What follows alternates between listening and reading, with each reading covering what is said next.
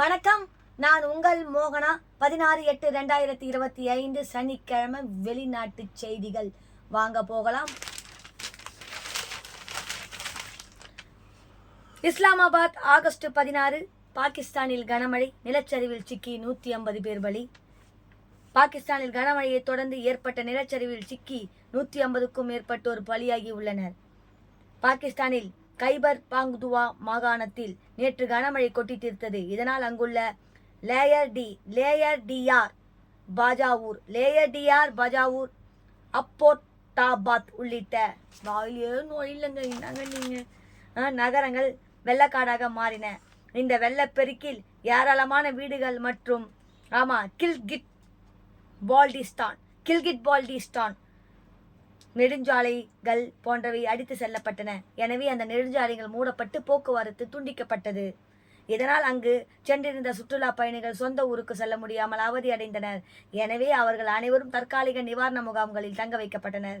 அதேபோல் பாஞ்ச்கோரா சுத்நேதி ஆகிய ஆறுகளில் வெள்ளம் பெருக்கெடுத்து ஓடுகிறது. எனவே ஆற்றங்கரையோரம் வசிக்கும் மக்கள் பாதுகாப்பான இடங்களுக்கு வெளியேறுமாறு அறிவுறுத்தப்பட்டு உள்ளனர். இதனைத் தொடர்ந்து பல இடங்களில் நிலச்சரிவு ஏற்பட்டது. இதனால் மைதான் சோரி பாவ் நகரில் ஏராளமான வீடுகள் விழுந்தன. இந்த நிலச்சரிவு மற்றும் கட்டிட இடிபாடுகளில் சிக்கி 190க்கும் மேற்பட்டோர் பலியாகினர். அவர்களுக்கு அந்த நாட்டின் பிரதமர் ஷபாஸ் ஷெரீப் ஆழ்ந்த இரங்கலை தெரிவித்துள்ளார். இதற்கிடையே வெள்ளப்பெருக்கில் மேலும் பலர் அடித்து செல்லப்பட்டுள்ளனர். எனவே அவர்களை தேடும் பணியில் மீட்பு பணியினர் தொடர்ந்து ஈடுபட்டு வருகின்றனர். வான் சாகா நிகழ்ச்சி, இங்க பாருங்க, வான் சாகச நிகழ்ச்சி. ஆமா, வான் போய் சாகுமா? உங்களுக்கு வான் உயிரோட இருக்கிறது பிடிக்கலையா? வான் சாகுமா? வான் சாகச நிகழ்ச்சின்றது அவர் சொல்றாரு. ஆமா, வான் சாகச நிகழ்ச்சி. பாருங்க, 2ஆம் உலகப் போரில் ஜப்பான் சரணடைந்ததின் 80வது ஆண்டு வெற்றி தினம் இங்கிலாந்தின் ஆல்ரோவாஸ் நகரில் கொண்டாடப்பட்டது. அப்போது விமானப்படையினர் நிகழ்த்திய கண்கவர் வான் சாகசத்தை பொதுமக்கள் கண்டுகளித்த காட்சி. இந்தோனேசியாவில் ஜகார்த்தா பள்ளியில் மதிய உணவு சாப்பிட்ட 365 மாணவர்களுக்கு உடல் நலக் குறைவு. உலகிலேயே ஊட்டச்சத்து குறைபாடு கொண்ட குழந்தைகள் அதிகம் வசிக்கும் நாடுகளுள் ஒன்று இந்தோனேசியா. அங்கு 3 குழந்தைகளில் ஒருவர் ஊட்டச்சத்து குறைபாடுடன் இருப்பதாக ஆய்வுகள் கூறுகின்றன. எனவே கடந்த ஜனவரி மாதம் பள்ளியில் இலவச மதிய உணவு வழங்கும் திட்டம் தொடங்கப்பட்டது. இந்த திட்டத்தால் நாடு முழுவதும் சுமார் 8.3 கோடி மாணவர்கள் பங்கு பெற்று வருகின்றனர். இதற்கிடையே ஜாவா தீவில் உள்ள ஒரு பள்ளியில் மதிய உணவு சாப்பிட்ட 365 மாணவர்களுக்கு வயிற்றுப்போக்கு, மயக்கம் உள்ளிட்ட உடல் நலக்குறைவு ஏற்பட்டது. எனவே அவர்கள் அனைவரும் ஆஸ்பத்திரியில் சிகிச்சை பெற்று வருகின்றனர்.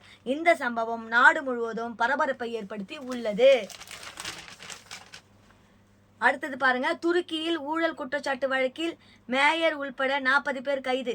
Ankara August 16. துருக்கியின் இஸ்தான்புல் நகர மேயர் இக்ரேம் இமாமேக்லு பிரதான எதிர்கட்சி தலைவரான இவர் வருகிற 2028ஆம் ஆண்டு நடைபெறும் பொது தேர்தலில் அதிபர் தாயிப் எர்டோகனின் முக்கிய போட்டியாளராக கருதப்படுகிறார். இதற்கிடையே அவர்கள் மீது ஊழல் குற்றச்சாட்டு சுமத்தப்பட்டு கடந்த மார்ச் மாதம் கைது செய்யப்பட்டார். இதற்கு எதிர்ப்பு தெரிவித்து நாடு முழுவதும் இமாக்குலேனின் ஆதரவாளர்கள் போராட்டத்தில் ஈடுபட்டு வருகின்றனர். இந்த நிலையில் ஊழல் குற்றச்சாட்டு வழக்கு விசாரணை தொடர்பாக தற்போது பியாக்லு நகர மேயர் இனான் கூனே, அவரது உதவியாளர், ஆலோசகர் உள்பட 40 பேரை போலீசார் கைது செய்து விசாரித்து வருகின்றனர். எதிர்கட்சியினரை குறிவைத்து நடைபெறும் இந்த கைது நடவடிக்கை போராட்டத்தை மேலும் தீவிரப்படுத்தி உள்ளது. அடுத்தது லண்டன்ல இங்கிலாந்தில் சிறுமியை பலாத்காரம் செய்து கொண்ட சிறுவன் கைது. ஆகஸ்ட் 16. இங்கிலாந்தில் ஹைடர்ஸ்பீல்டு நகரில் உள்ள ஒரு அடுக்குமாடி குடியிருப்பில் இருந்த அவசர உதவி எண்ணுக்கு அழைப்பு சென்றது. ஆனால் யாரும் பதிலளிக்கவில்லை. இதனை அடுத்து சம்பவ இடத்துக்கு போலீசார் விரைந்து சென்றனர். அப்போது அங்குள்ள ஒரு வீட்டில் 13 வயது சிறுமி இரத்த வெள்ளத்தில் விழுந்து கிடந்தால் போலீசார் அவரை மீட்டு சிகிச்சைக்காக ஆஸ்பத்திரிக்கு கொண்டு சென்றார்.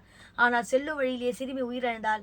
முதல் கட்ட விசாரணையில் சிறுமியை பலாத்காரம் செய்து கொலை செய்து கண்டுபிடிக்கப்பட்டது. இது தொடர்பான சந்தேகத்தின் பேரில் 16 வயது சிறுவனை போலீசார் கைது செய்து கோர்ட்டில் ஆஜர்படுத்தினர்.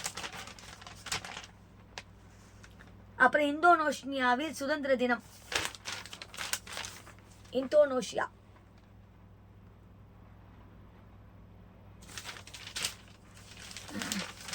இந்தோனேஷியாவில் சுதந்திர தினத்தை முன்னிட்டு வருடாந்திர முதல் கூட்டத்தொடர் நேற்று தொடங்கியது.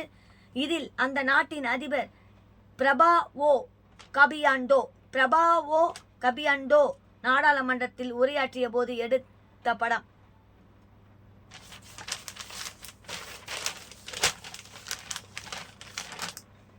அடுத்தது உலகை சுற்றி தென்கொரியா. கொரிய தீபகற்பத்தில் ஏவுகணை சோதனை மூலம் வடகொரியா அவ்வப்போது பதற்றத்தை ஏற்படுத்துகிறது. இதனை சமாளிக்க அமெரிக்காவுடன் இணைந்து தென்கொரியா கூட்டுப்போர் பயிற்சியை நடத்தியது. இதனை அடுத்து இரு நாடுகள் இடையே 2018ஆம் ஆண்டு போடப்பட்ட இராணுவ ஒப்பந்தம் கைவிடப்பட்டது. தற்போது இந்த ஒப்பந்தத்தை மீட்டெடுக்க முயற்சிப்பதாக தென்கொரிய அதிபர் விஜே மியூங் தெரிவித்துள்ளார்.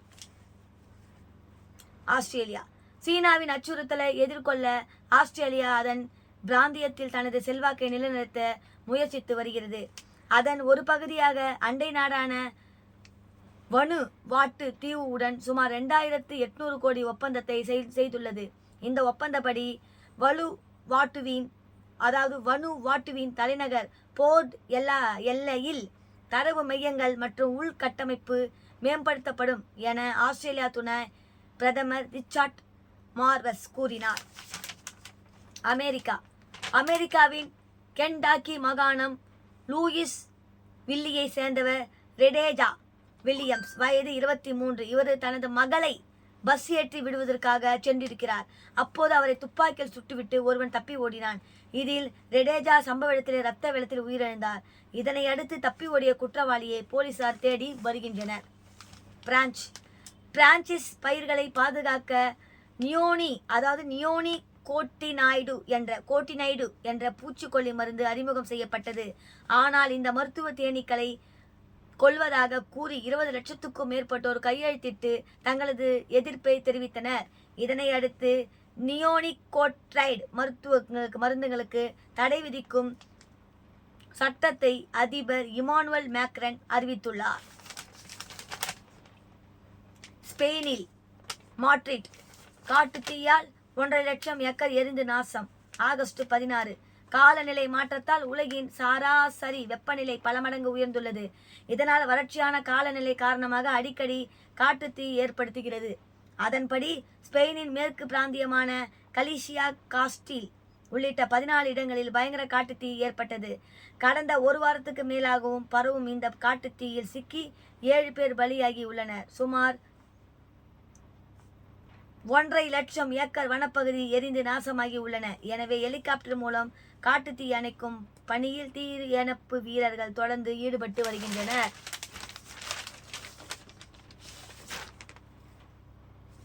இத்துடன் இந்த செய்தி அறிக்கை முடிவடைகிறது. மேலும் வேறொரு செய்தியுடன் நான் உங்களை சந்திக்கும் வரை அதுவரை உங்களிடம் இருந்து விடை பெறுவது உங்கள் ஆர் மோகனா. டாடா.